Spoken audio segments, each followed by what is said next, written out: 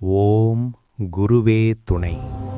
நாத முடிவிலே நல்லாள் இருப்பது, நாத முடிவில் நல் யோகம் இருப்பது, நாத முடிவிலே நாட்டம் இருப்பது, நாத முடிவில் நஞ்சுண்ட கண்டேனே. அடி 1. நாத முடிவிலே நல்லாள் இருப்பது.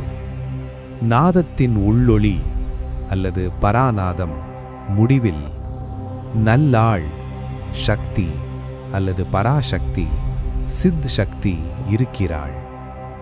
நாதம் ஒடுங்கும் இடமே சக்தியின் வாசஸ்தலம். அடி 2.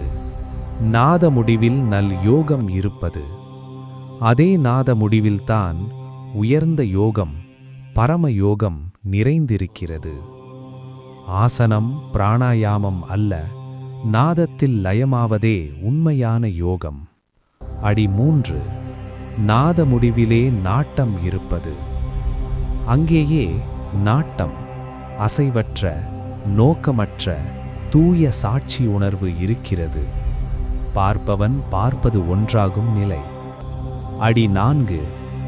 நாத முடிவில் நஞ்சுண்ட கண்டேனே. அந்த நாத முடிவில்தான் நஞ்சுண்ட ஈசனை, அதாவது காலக்கூட விஷமருந்திய சிவனை கண்டேன். நாத முடிவே சிவ அனுபவம். மரணம், விஷம், பயம் அனைத்தையும் கடந்த நிலை.